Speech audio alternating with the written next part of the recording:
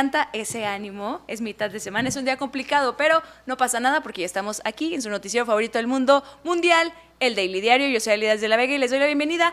Vámonos a las noticias más importantes en México y en el mundo.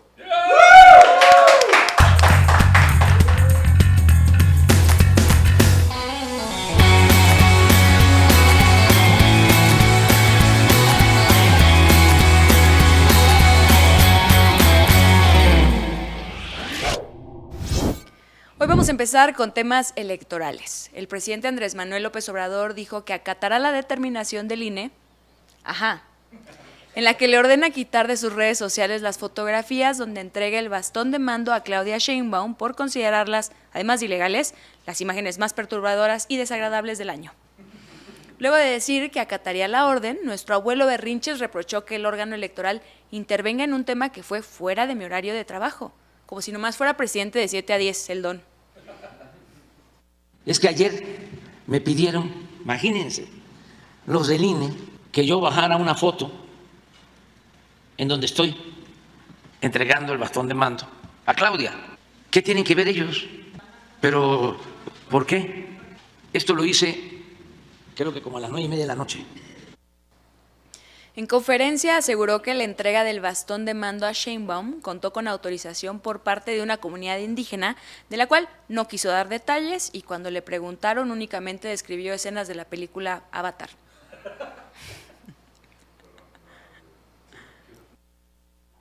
Me fue entregado y pedí la autorización para que ese mismo bastón lo entregara yo, a quien ahora dirige nuestro movimiento. Y me lo autorizaron, no lo mandé a hacer, es un bastón que me entregaron en una comunidad indígena.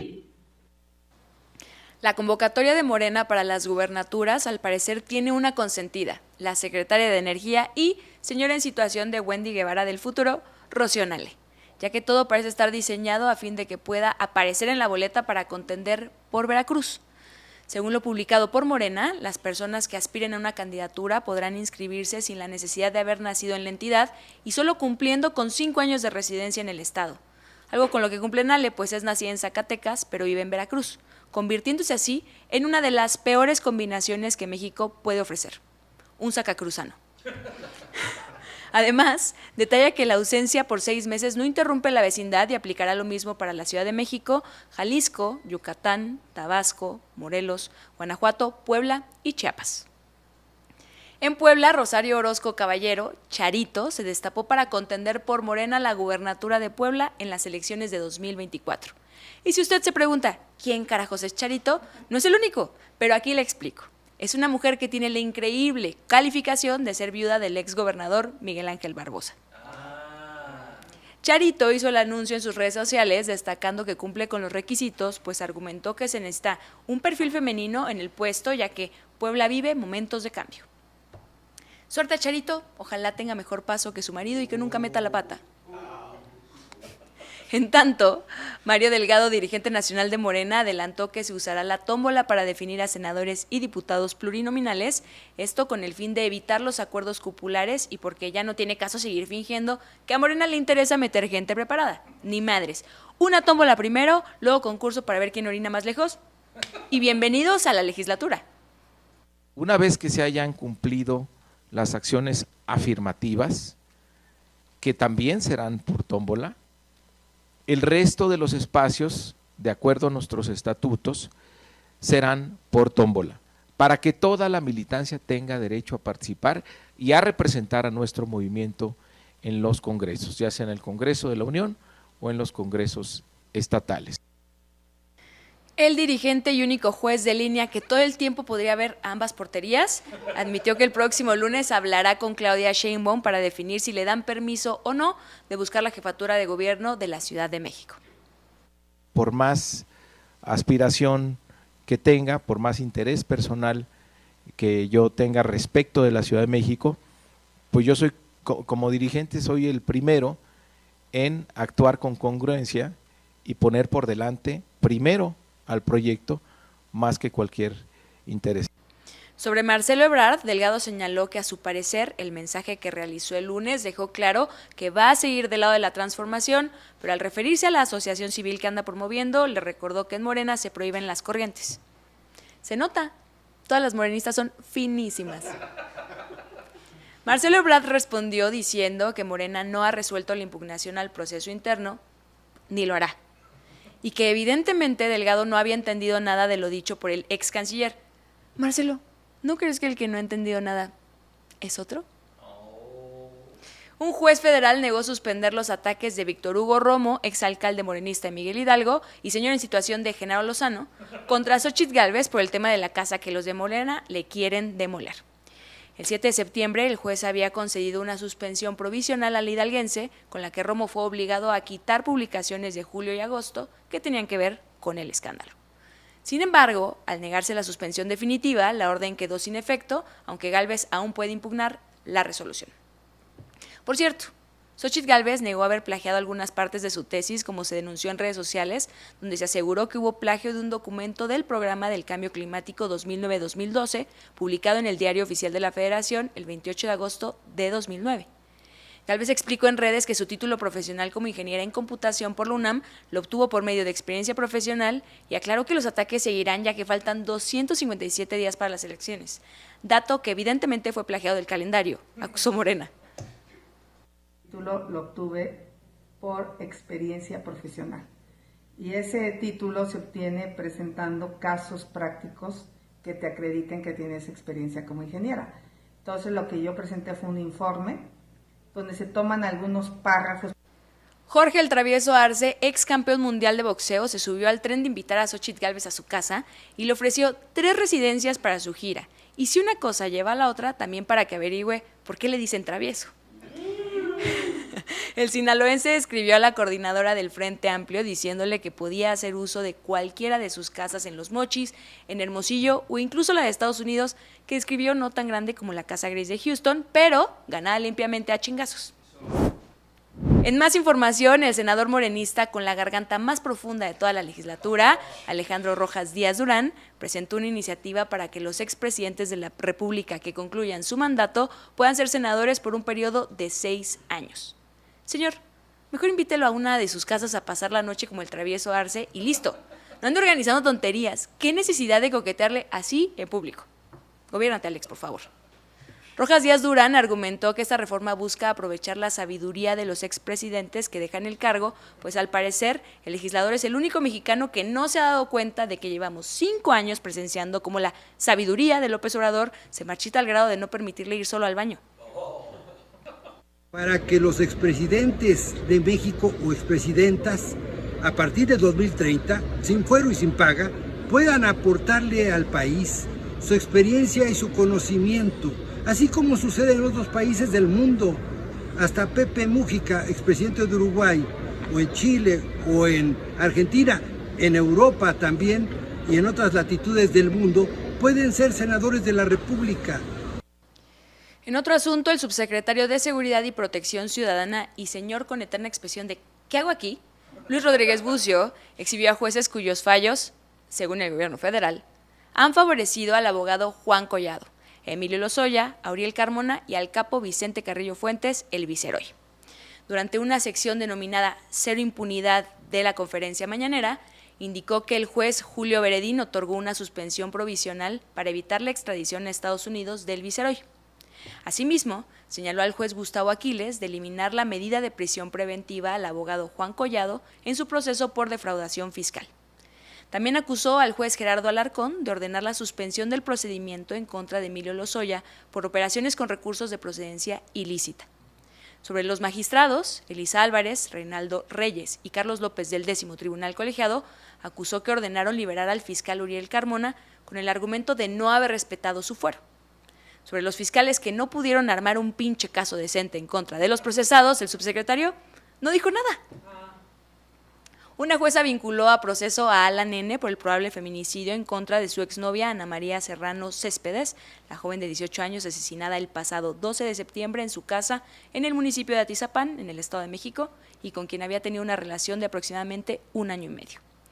El presunto responsable fue detenido el 16 de septiembre en el municipio de Malinalco.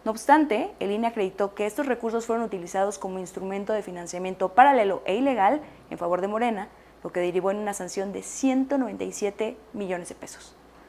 Pero además de eso, el partido premió con cargos públicos en el actual gobierno federal a 34 encargados de esa operación carrusel, encabezada, por cierto, por el secretario particular del presidente Andrés Manuel López Obrador. Entre septiembre de 2017 y marzo de 2018, esos operadores sacaron más de 42 millones de pesos en efectivo del fideicomiso mediante cheques de caja y desviaron parte de ese dinero a actividades proselitistas de Morena. Al iniciar el sexenio, esas personas fueron integradas a la nómina federal. 30 encontraron acomodo en la Secretaría del Bienestar, 2 en la Secretaría de Educación Pública, 1 en Secretaría de Comunicaciones y Transportes y 1 más en la Oficina de Presidencia. Ese es el gobierno que pone primero a los pobres. Uno que inventa cifras de avances en la construcción de viviendas para las víctimas y sus familias.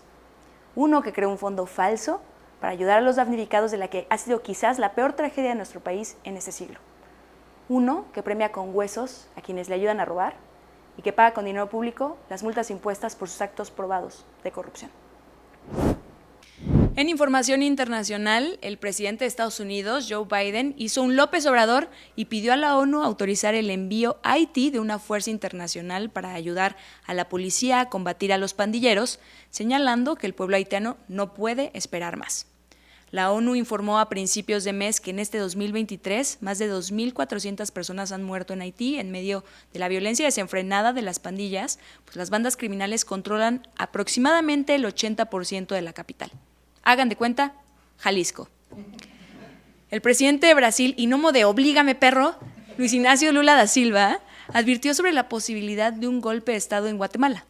Este martes, frente a los líderes mundiales reunidos en las Naciones Unidas, el mandatario brasileño señaló los riesgos que existen para la democracia en la nación centroamericana, pues el presidente electo de Guatemala, Bernardo Arévalo, denunció que la fiscal general, Consuelo Porras, así se llama ella, está orquestando un plan para evitar que asuma el poder en enero de 2024.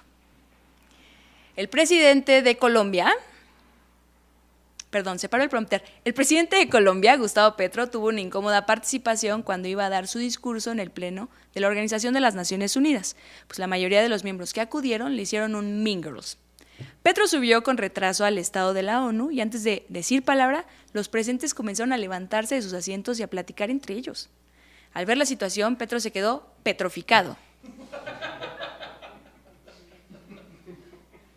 mirando a los representantes de las Naciones Unidas. Aquí el momento. President of the Republic of Colombia and invite him to address the assembly.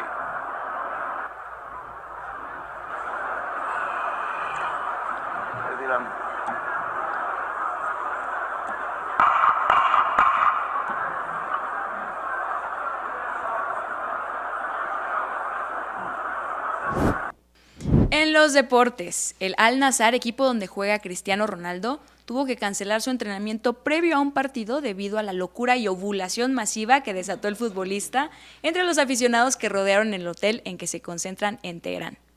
El equipo del portugués le ganó 2-0 al Persepolis en la fase de grupos de la Champions de Asia. En la Champions League, en la fase de grupos, la Lazio empató 1-1 con el Atlético de Madrid, el Milán empató 0-0 con Newcastle, el PSG le pegó 2-0 al Borussia Dortmund con goles de Mbappé y el Barcelona goleó 5-0 al Royal Antwerp con doblete del portugués João Félix. ¿Saben por qué ilustramos esta información con un gatito?